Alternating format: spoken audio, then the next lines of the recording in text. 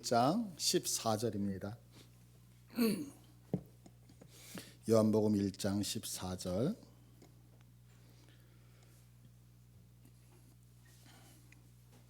자, 같이 합독합니다. 말씀이 육신이 되어 우리 가운데 거하심에 우리가 그의 영광을 보니 아버지의 독생자의 영광이요 은혜와 진리가 충만하더라. 아멘. 오늘 이 시간에는요, 당분간 몇 주에 걸쳐서 우리 교부들에 대한 이야기를 좀 하려고 그래요. 속사도라고 하는 단어 혹시 여러분들 들어보셨어요? 속사도? 속사도라고 하는 말이 무슨 이야기냐면, 예수님의 12제자가 있잖아요. 그 예수님의 12제자가 있는데 마지막 돌아가시는 분이 누구냐면 세례 요한이세요. 세례 요한 사도가 돌아가시고 나면 예수님의 직속 제자들은 다 사라지게 되어져요. 그런데 그 제자들이 죽고 나서 그 제자들의 바로 뒤를 이어서, 그러니까 그 제자들에게 훈련을 받았던 제자들 있죠.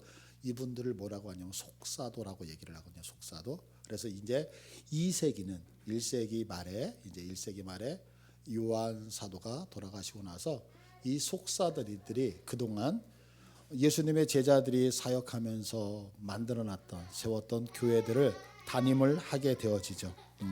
그래서 이제 2세기의 각 지역 교회를 이끌었던 이 지도자들을 우리가 이 시간에 한번 배우려고 그래요. 오늘 배우려고 하는 것은 누구냐면 안디옥 교회의 감독 이그나티우스에 대해서 우리가 한번 살펴보려고 그래요. 졸렸구나. 이제 지금이 유치원 가면 딱 잠잘 시간이지. 지금이 점심 먹고 이렇게 아이들은 훈련되어지는 대로 하니까. 안디옥 교회 감독 이그나티우스에 대해서 한번 생각해 보려고 하는데요. 안디옥 교회는요, 사도행전 7장에 보면 오순절 마가의 다락방에 그 성령이 임하시고 나서 이제 교회가 갑자기 부흥하기 시작을 하잖아요.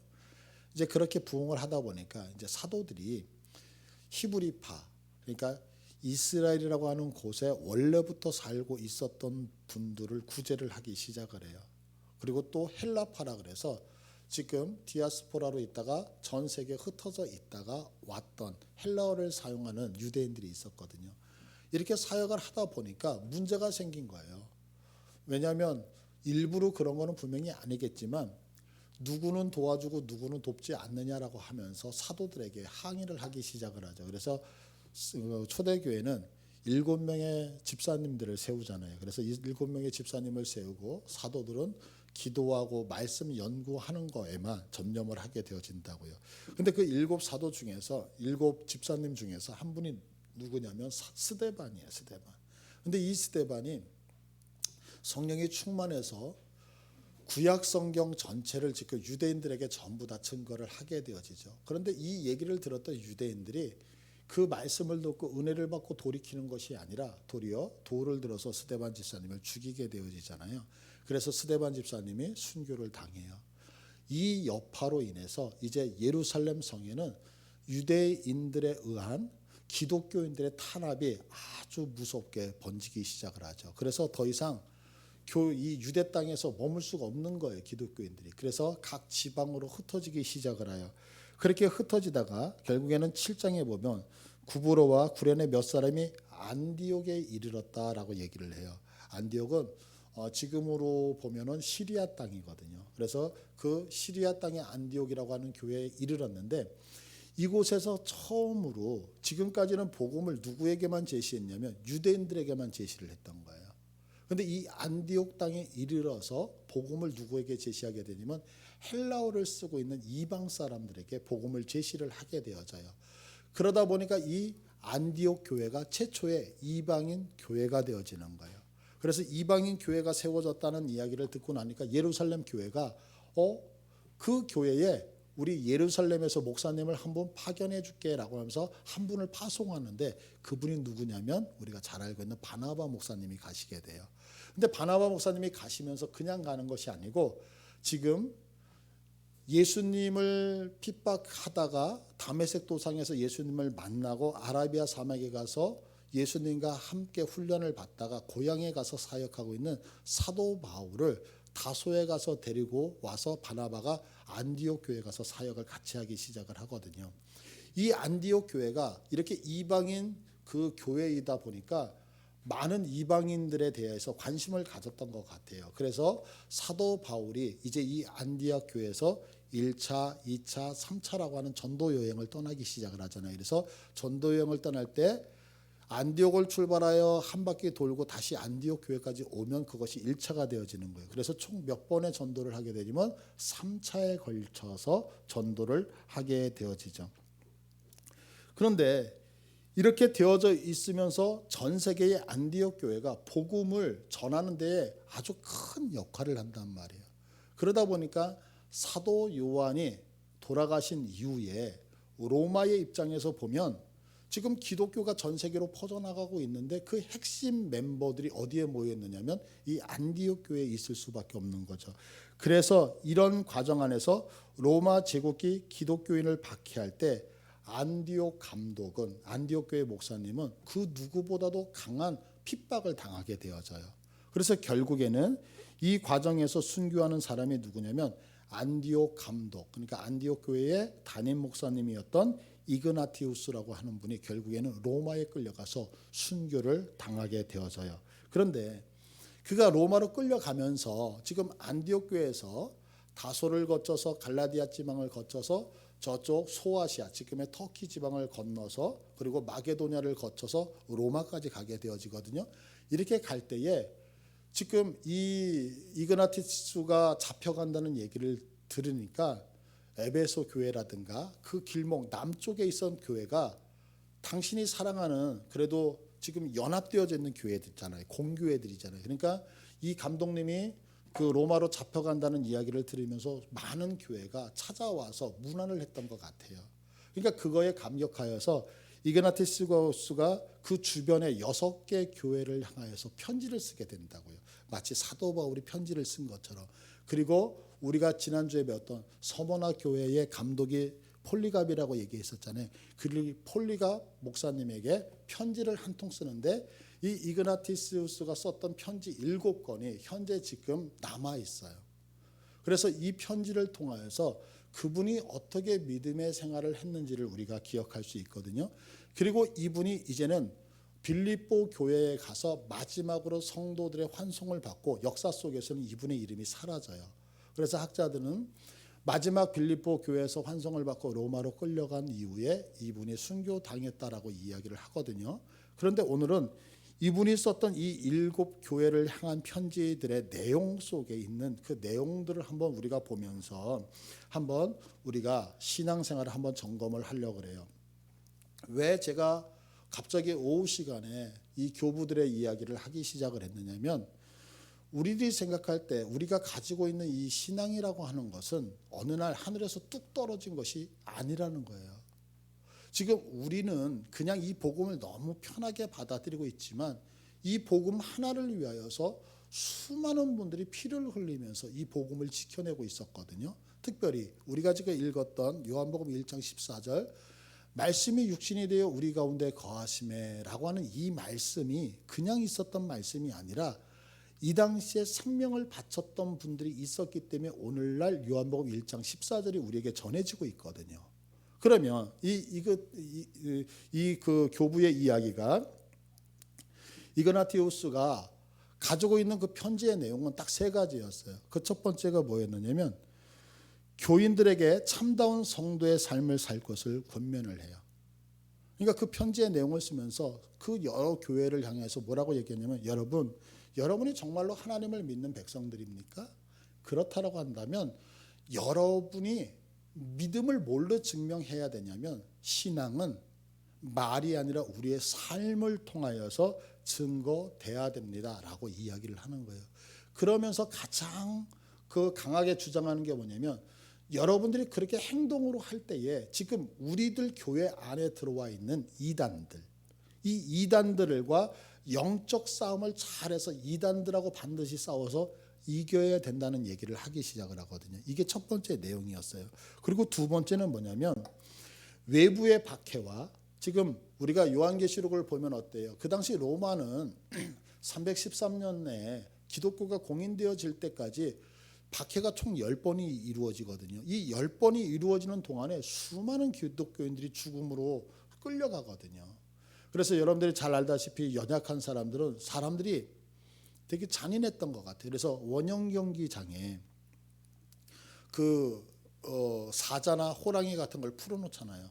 그래서 굶주린 사자와 호랑이들이 여인들을 그냥 이렇게 뜯어먹는 거죠. 그 뜯어먹으면서 피가 막 헝건하게 이렇게 피 터진다 그러잖아요. 그런 것들을 보면서 사람들이 흥분하는 그런 시대란 말이에요. 그러니까 그런 것들을 보면서 외부의 박해 그리고 내부의 이단의 위협을 막기 위해서 교회의 감독인 목사님을 중심으로 해서 여러분들이 연합을 해야 된다는 것을 아주 강력하게 주장을 하고 있어요. 이게 두 번째 내용이에요. 그리고 세 번째는 자기 자신의 죽음에 대해서 이제 내가 순교를 당할 것인데 이 순교를 당하는 것을 위해서 여러분들이 내가 믿음을 굳게 지키고 죽음 앞에서 두려움을 갖지 않게 해달라고 편지를 쓰거든요. 그래서 그의 편지를 보면 이 세 가지에 대해서 이야기를 하고 있어요. 그중에 첫 번째가 뭐냐면 기독교인들이 박해 속에서 예수를 본받는 제자들의 삶을 살아야 된다라고 얘기를 하고 있잖아요. 제가 예배 들어오기 전에 잠깐 어떤 목사님이 제게 보내주신 카톡을 잠깐 봤는데 그 카톡에 아주 인상적인 말이 있더라고요. 그게 뭐냐면 우리는 성경을 읽지만 세상의 사람들은 우리를 읽습니다 라고 하는 문구를 보내주셨어요. 너무 멋있지 않아요? 우리는 성경을 읽지만 세상의 사람들은 우리를 읽어서 기독교인이라는 걸 알고 하나님을 알아가는 거죠. 그러니까 기독교인의 삶은 어찌 보면 세상의 사람들에게는 예수 그리스도를 증거하는 유일한 어떤 글씨일 수도 있고 모습일 수도 있다는 거죠. 그러니까 내가 세상을 살아갈 때 반드시 이것을 갖춰야 된다는 거죠. 오늘 본문에 이그타니우스도 분명하게 각 교회에다가 편지를 쓰는데 그 편지의 가장 큰 내용이 뭐냐면 너희들이 하나님을 믿는 백성이니 그렇다면 너희들의 삶에 대하여서 진지하게 생각해야 된다는 거예요. 여러분들 우리 예수 믿는 사람들이 한 가지 생각해야 되는 것들이 뭐냐면 그것은 세상을 향하여서 빛된 인생을 살아야 되잖아요. 그럼 빛된 인생을 산다라고 하는 것은 뭐냐면 내 것을 쥐고 움켜쥐는 인생을 살아서는 안 된다라고 하는 거죠. 그럼 왜 그래요? 우리가 이야기를 하잖아요. 우리의 소망은 어디에 있어요? 하나님의 나라에 있어요. 하나님의 나라에 있다라고 이야기를 하는데 우리가 세상에서 모든 걸 움켜쥐고 산다라고 한다면 세상의 사람들은 우리들의 말이 거짓말이라고 얘기할 수밖에 없는 거죠. 그러면 정말로 내가 하나님의 나라의 소망을 두고 살아간다면 이 땅에 있는 것들은 포기할 줄 알아야 되잖아요. 근데 사실 우리는 이 땅을 살아가면서 포기하느냐? 포기하지 않는다는 거죠. 그러면 이 감독이었던 이그나티우스가 성도들에게 이야기했던 것이 뭐냐면 누군가가 화가 나가지고 우리에게 막 분노를 하는 거예요. 그렇게 분노로 다가올 때 우리들은 그 사람들에게 보여줄 수 있는 것이 뭐냐면 온유함으로 가야 된다는 거예요. 온유함. 그러니까 누군가가 화가 나가지고 이야기할 때 나는 어떻게 내가 예수를 믿고 하나님을 믿는 사람이라고 한다면 나도 같이 화를 내는 게 아니라 온유함으로 가야 된다는 거예요. 제가 이 말씀을 준비하면서 참 나하고는 다르구나. 나하고는 다르구나. 저는 이에는 이, 눈에는 눈, 주먹에는 주먹. 참 멀었죠. 여러분들은 어떠세요? 뭐 누구의 잘잘못을 가리는 게 아니라 사실 이 이그나티우스가 얘기했던 것처럼 누군가 나에게 분노로 얘기할 때 그 분노를 다 삭히고 온유함으로 다가갈 수 있다면 세상은 우리의 모습을 보면서 하나님을 믿으려고 하지 않겠어요? 그러면서 이분이 하시는 얘기가 뭐냐면 누군가가 자기를 자랑하느냐? 그러면 우리들은 자랑이 아니라 겸손함으로 나가야 된다라고 얘기하더라고요. 사람은 다 자랑하기를 원하잖아요.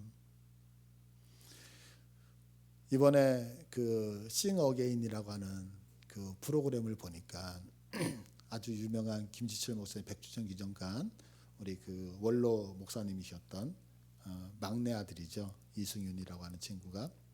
근데 그 친구가 처음에 나와가지고 이런 얘기를 했었어요. 무명 가수전이니까 나는 뭐뭐 하는 가수다 그러니까 나는 배 아픈 가수다라고 자기를 소개를 하더라고요.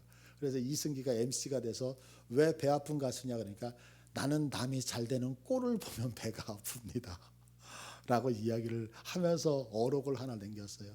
그런데 이 친구가 이제 과정하면서 결국에는 싱 어게인의 그 일에 최초의 그 우승을 하게 되어지잖아요, 그분이. 그런데 그분을 보면서 저는 그분의 마음을 많이 느끼겠더라고요. 왜냐하면 목회자의 아들로 살아가면서 또한 김지철 목사님 같은 경우는 대한민국 신학교에서 만나고 싶은 목회자 1순위거든요. 그만큼 유명하신 분이거든요. 그런데 이제 그런 뛰어난 아버지 밑에서 살아오면서 그가 갖고 있었던 것. 그런데 그가 말을 한마디 던지는데 참 저 친구가 멋지다라고 하는 것은 뭐냐면 말 한마디가 너무 겸손하다라는 거예요. 분명히 잘함에도 불구하고 그 잘함을 자랑하지 아니하고 자기를 낮춰서 남을 높이는 그 모습을 보면서 저 친구가 참 많은 훈련을 했구나라는 그런 생각이 제게는 들더란 말이에요. 우리 성도들의 모습이 그래야죠. 분명히 내가 세상의 사람들은 하나님 앞에 인정받는 것이 있을 때 나 잘났어 라고 얘기했을 때 그 잘남을 누가 기뻐해 주겠느냐고요. 그러나 그것이 우리에게 거부 반응을 일으키지 않도록 내가 겸손하다라고 해서 내가 잘난 것이 증명되지 않는 건 아니잖아요. 바로 우리 성도들의 모습이 어떻게 가야 돼요? 자랑이 아니라 겸손으로 가야 된다고 이분은 말씀을 하고 있죠. 또 한 가지, 누군가가 나를 향해서 욕을 하는 거예요. 요즘 뭐 심한 욕 되게 많이 하잖아요. 입만 열면 욕설하는 분이 얼마나 많아요. 그런데 그렇게 누군가가 나를 욕을 할 때에 나는 그를 향하여 기도해야 된다는 거예요. 여러분도 한번 생각해 보세요. 내 남편이, 내 자녀가, 아니면 또 나하고 같이 살고 있는 누군가가, 아니면 내 직장의 누군가가 나를 향하여 함부로 얘기할 때 나도 같이 입에 쌍시옷을 내면서 같이 얘기한다라고 한다면 분명히 싸움밖에 되지 않을 거라고요. 근데 그가 하는 그런 얘기들을 들으면서 내가 있는 이 장소가 하나님 앞에 거룩해지기 위해서 기도하는 삶의 모습, 그러면 그 가정이 누구로, 그 사람이 아닌 나로 인하여 변화되어지고 나로 인하여 축복의 장소가 되어질 수 있지 않겠어요? 이것이 바로 기독교인의 모습이라고 얘기를 하는 거죠. 또한 이분은 이런 얘기도 해요. 누군가가 잔인하게 달려든다면 우리들은 부드러움으로 그에게 다가서가야 되고, 누군가가 오류를 가지고 우리에게 접근하면 우리는 신앙을 굳게 잡고 나아가서 그를 바꾸어내야 된다고. 이것이 성도의 삶이라는 거예요. 그러면서 이분이 사람들에게 쓴 편지의 내용 중에 이런 얘기가 있는데 여러분들 다 아실 거예요. 한번 따라서 할까요? 나무는 열매로 한다. 나무는 이름으로 하는 게 아니죠. 나무는 열매로 하는 거예요. 그 나무가 아무리 못생기고 그 나무가 아무리 척박하게 생기고 죽어가는 것 같아도 그 나무에 사과가 열리면 그 나무는 사과 열매인 것이고, 그 나무에 포도가 열리면 포도인 것처럼 우리들이 아무리 보잘것없고 우리들이 아무리 못난 것 같아도 우리들 안에 진리의 꽃이 피어지고 열매가 피어진다면 세상의 사람들은 우리를 향하여 네가 진짜 기독교인이구나, 네가 정말 하나님의 사람이구나 라고 인정할 수 있다라고 하는 거죠. 그래서 성도들에게 당부하면서 하는 얘기가 뭐냐면, 여러분들 신앙인은 행동으로 인정을 받아야 됩니다. 여러분들 어떻게 공감하세요? 맞아요. 우리의 신앙인은 말로 인정받는 거 아니죠. 우리 목사님 참 설교 잘해, 우리 집사님 참 말 잘해, 누구누구 아무개 참 기도 잘해, 이것이 신앙인의 모습이 아니라 우리 목사님 참 행동이 멋있어, 우리 집사님 행동이 정말로 동일해, 우리 집사님 누구누구 아무개 믿음이 동일해라고. 우리의 모든 것들의 평가는 뭘로 이루어진다? 행동으로 이루어진단 말이에요. 행동으로. 자, 그러면 행동으로 이루어질 때에 어떤 모습이 있어야 되냐면, 보세요. 세상 사람들이 갖고 있는 기본적인 상식이 있다고요. 이 기본적인 상식을 무시한 상태에서 신앙은 절대로 잘할 수가 없는 거죠. 세상의 사람들이 가지고 있는 그 기본 상식에 지금 제가 여러분에게 말했던 것처럼 누군가가 분노해야 되는 상황에서 온유해야 되고, 누군가가 나를 자랑해야 되는 상황에서 겸손해야 되는 거고, 누군가가 나에게 욕설을 할 때 내가 기도해야 되는 거고, 누군가가 잔인하게 다가올 때 내가 그를 위하여 축복하며 부드러움으로 다가갈 때에 그의 행동이 눈에 띄는 것이지, 우리가 이런 것들을 한다라고 해서 기본을 무시해버리면 세상의 사람들은 절대로 우리를 통하여 예수 그리스도를 읽어낼 수 없다는 거죠. 바로 이그나티우스는 우리들에게 무엇을 얘기하고 있느냐면, 여러분들 기독교인들의 삶의 모습, 신앙의 모습은 바로 삶이 따라가지 않으면 안 된다라고 성도들에게 당부를 했다는 거예요. 두 번째로 성도들에게 당부했던 건 뭐냐면 이단들에 대한 대항이라고 하는 거예요. 우리가 참 안타까운 것들이 있어요. 그게 뭐냐면 만인 제사장이라고 하는 단어가 우리 성도들에게 머리에 많이 박혀져 있는 것 같아요. 그러다 보니까 내가 스스로 하나님 앞에 나가서 기도할 수 있고요, 내가 스스로 하나님 앞에 나가서 예배 드릴 수 있다라고 하는 생각을 많이 갖게 되어지는 것 같아요. 그러다 보니까 어느 순간에 교회의 장로님들, 목회자들을 무시하는 경향이 많지 않나라는 생각이 들어요. 여러분, 우리가 몸이 아프면 누구를 찾아가요? 의사를 찾아가잖아요.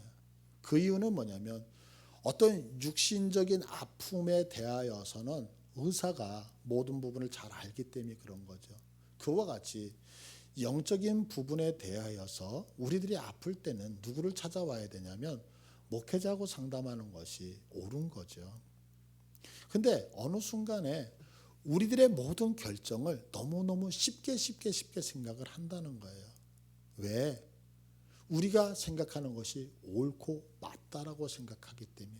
그래서 문제가 되는 경우가 너무너무 많잖아요. 근데 초대 교회에 지금 예수님이 돌아가시고 제자들이 돌아가서 바로 속사도 시대에 지금 편지를 쓰면서 가장 강조했던 세 가지가 있는데, 세 가지 중에 두 번째가 뭐냐면, 너희들 교회에 이단이 있느냐? 너희들 교회 내부나 외부적으로 핍박이나 압박을 받는 것이 있느냐? 그러면 너희들은 교회를 중심으로, 목사님을 중심으로 모여서 교회가 연합해야 된다는 것을 1세기에도 얘기를 해주고 있었다는 거예요. 왜요? 여러분, 교회는요 어떤 능력을 갖고 있느냐면, 교회는 하나님의 능력이 나타나는 현현의 장소인 거 믿으십니까? 근데 성경은 우리들에게 분명히 얘기하고 있어요. 그게 뭐냐면, 자, 삼겹줄은 끊어지지가 않는 거예요. 줄 하나는 연약해서 금방 끊어지더라도 그 똑같은 연약한 줄이 한 겹, 두 겹, 세 겹이 되어지면 강해지는 거 믿으시죠? 우리 성도들 하나하나는 되게 연약하지만 우리 성도들이 주님의 이름으로 한 사람, 두 사람, 세 사람이, 두세 사람이 모인 곳은 어떻게 되어져요? 주님이 함께 하신다고 말씀하셨단 말이에요.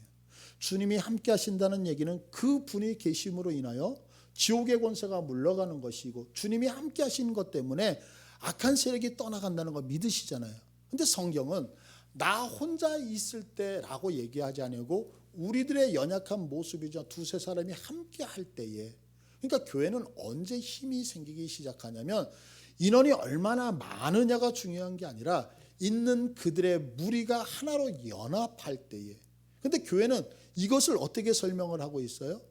예수님을 중심으로 모이면서 우리는 각지체라고 얘기해요. 저는 그 성경을 보면서 이렇게 해석을 하고 싶어요. 자, 목사나 여러분들이나 똑같아요. 저도 주님 앞에서는 똑같은 하나의 몸의 지체이죠. 그러나 목사의 지체는 어디일까라고 하는 고민을 해본 적이 있거든요. 우리 주님은 분명히 머리가 주님이라고 얘기해요. 그리고 나머지 모든 분은, 모든 몸의 지체는 우리 각 성도들을 이야기하고 있죠. 그러면 주의 종이라고 하는 오늘날 목회자로 살아가는 목사의 위치는 어디에 있을까요? 저는 목이 아닐까라고 생각을 해요. 왜냐하면 이 목은 머리와 몸을 연결해주는 유일한 부분이거든요. 근데 여러분들 잘 생각해 보세요. 손은 하는 일들이 되게 많아요. 발도 하는 일들이 되게 많아요. 근데 목은 그렇게 몸에서 중요한 것 같지가 않아요. 그냥 한 가지, 이 목의 역할은 딱 한 가지인 것 같아요. 그건 뭐냐면 머리와 몸뚱이를 연결시켜주고 있는 것. 그러니까 목사의 역할은 다른 것이 아니라 바로 우리의 주인 되시는 주님과 우리의 성도들 하나로 연결시켜 주는 과정이 목회자의 역할이 아닌가 생각해요. 그러나 여러분, 이 목이라고 하는 것이 크게 어떤 활동을 하거나 두각을 나타내는 것은 아니지만, 그러나 목이 없다고 생각해 보세요. 머리와 몸이 연결되어져 있지 않다라고 한다면 그것은 어찌 보면 가장 비참한 거 아니겠어요? 바로 그 역할을 누가? 목회자가 한다면 목회자를 중심으로 하여서 주님과 우리들이 연합하는 것은 너무너무 중요하다는 생각이 드는 거예요. 교회가 어떤 비전을 내세웠어요. 그것이 옳다 그르다가 아니라 그 비전을 하나의 공동체의 비전으로 잡고 우리가 함께 나갈 때에 그 안에는 주님이 함께 하시는 능력이 분명히 발휘될 줄 믿어요. 그래서 교회를 향하여서 너희가 이단을 타파하기를 원하느냐? 교회의 목사님과 연합하라고 초대 교부는 분명하게 우리들에게 이야기를 하고 있고요. 또 너희들이 외부에서 닥쳐오는 환난과 핍박이 있느냐? 그러면 교회 목사님을 중심으로 해서 너희들이 똘똘 뭉쳐 그런 어려움들을 극복해내야 된다라고 이야기를 하고 있는 거죠. 저는 여러분들에게 이렇게 설명드리고 싶어요. 우리 교회가 연약한 것들, 그 연약함은 무엇인가 믿음이 없고 이래서가 연약함이 아니라 하나 되지 못하고 연합하지 못할 때 힘들어지고 어려움이 오지 않을까 생각을 해요. 그러나 교회가 작고 사이즈가 작고 사람이 적을지라도 우리 모두가 연합하여서 한 발짝을 뗄 때 그 안에는 하나님의 큰 능력이 있는 줄 믿습니다. 우리 함께 이 모습으로 나갔으면 좋겠어요. 그러면서 세 번째, 이제 이단에 대한 이야기를 쭉 하고 있는데, 이단에 대한 이야기 중에서 뭐였느냐면, 이 당시에 가장 중요했던 이단이 뭐였느냐면 영지주의였어요. 영지주의. 조금 전에도 낮에도 얘기했지만 영지주의의 문제는 뭐냐면 영적인 것은 중요하지만 육체적인 것은 중요하지 않다는 거예요. 그래서 이 영지주의에서 나온 하나의 설이 뭐냐면 가연설이라고 하는 거거든요. 그럼 가연설이라고 하는 것은 뭐냐면 예수 그리스도가 육체로 오신 것이 아니라는 거예요. 이게 무슨 얘기냐면, 자, 예수님이 어떻게 이렇게 존귀한 그분이 이 하찮은 육신 속으로 들어오실 수 있겠느냐? 예수님은 그럴 수 없었다는 거죠. 그래서 예수님이 십자가에서 돌아가셨을 때 예수님의 그 존귀한 영, 예수님의 영은 하나님이시잖아요. 그러니까 그 하나님이신 영은 이미 십자가의 그 선상에서 떠나셨다는 거. 그리고 별 볼 일 없는 예수님의 가짜 몸, 이 가짜 몸만 십자가에 못 박혀 죽었다는 거예요. 그러다 보니까 성도들에게 무슨 얘기를 하냐면, 자, 여러분들 지금 예뻐요? 그 예쁜 얼굴 시간 지나가면 다 썩어 문드러질 거잖아요. 그 몸뚱아리 다 필요 없는 거예요. 그럼 우리들에게 필요한 건 뭐냐면 영만 중요하지 우리의 육신이라고 하는 것은 필요가 없지 않습니까? 그러니까 여러분들 오늘 나가서 문신 사귀고 싶으면 문신 새기세요. 쾌락 추구하고 싶으면 쾌락 추구하세요. 그거 죄될 수 없습니다. 왜? 이 연약하고 쓸모없는 몸뚱아리가 뭐가 그렇게 중요합니까? 라고 하는 것이 교회 안에 들어와 있었단 말이에요. 이 가연설이 너무너무 심했어요. 그래서 예수님이 죽으셨던 건 가짜로 죽으신 거다. 예수님의 이 육체가 죽은 게 아니라는 거예요. 예수님이 부활하신 거, 이 육체가 부활한 게 아니라는 거예요. 왜? 별 볼 일 없는 육체가 어떻게 죽을 수 있고 부활할 수 있고 존귀한 모습으로 변할 수 있느냐라고 하는 이단이 들어와서 교회를 흔들 때에 오늘의 말씀이 육신이 되어 이 가연설을 부정하기 위해서 요한 사도가 무엇을 하냐면, 아니다, 우리가 믿고 있는 예수 그리스도는 진짜 우리와 동일했던 이 육신의 몸을 가지고 이 땅에 오셨고, 그 예수는 십자가에서 못 박혀 돌아가셨고, 그 예수는 이 육신이 부활하셨고, 그 육신이 승천하셨고 마지막에 다시 이 땅에 재림하실 것이다. 말씀이 육신이 되어 우리 눈에 보였던 가연이 아니라 진짜 현현되어졌던 육신이라고 하면서 이 말씀을 쓰게 되어졌단 말이에요. 또 한 가지는 율법주의예요. 이것은 이미 초대교회에도 큰 문제로 대두되었지만 오늘날 한국교회에서도 이 유대주의라고 하는 것은 지금까지도, 유대주의는 다른 것이 아니라 율법주의라는 거거든요. 율법주의라고 하는 것은 뭐냐면 우리들이 생각하는 모든 것들이 다 원인과 결과가 어떻게 맞추어진다? 지난주에도 얘기했지만 다 내게 맞추어진단 말이에요. 그래서 우리가 신앙생활을 할 때 무엇에 가장 초점을 맞추면 내가 하나님의 사랑을 받기 위해서는 어떻게 해야 돼요? 하나님의 사랑을 받기 위해서는 무엇인가 행해야 된다라고 얘기하지만 성경 어느 곳에도 우리들의 수고와 공로를 통하여서 주님의 사랑을 받는다라고 하는 단어는 나오지 않는다라고 하는 거죠.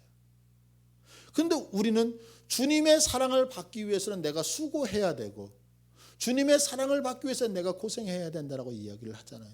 그러나 성경은 단호하게 얘기하는 것이 뭐냐면 우리의 수고, 우리의 땀방울은 모든 것이 무엇으로 기인하여 죄악으로 인하여서 생겼노라고 우리들에게 이야기를 하고 있단 말이에요. 다시 얘기해서 우리의 신앙은 철저하게 누구로 인하여서 나를 대신하여 율법을 완성하신 예수 그리스도의 공로를 믿음을 통하여 내가 구원을 받고 나를 통해서 그 율법을 완성하신 예수의 공로에 의하여 내가 주님으로부터 의롭다고 칭찬받는 것이지 그 어떤 것도 우리의 수고와 노력이 아니라고 하는 사실, 이것을 지금 초대교회 교부가 성도들에게 이야기를 해주고 있다는 거예요. 그러면서 그가 마지막으로 나를 위해서 기도해 달라는 거예요.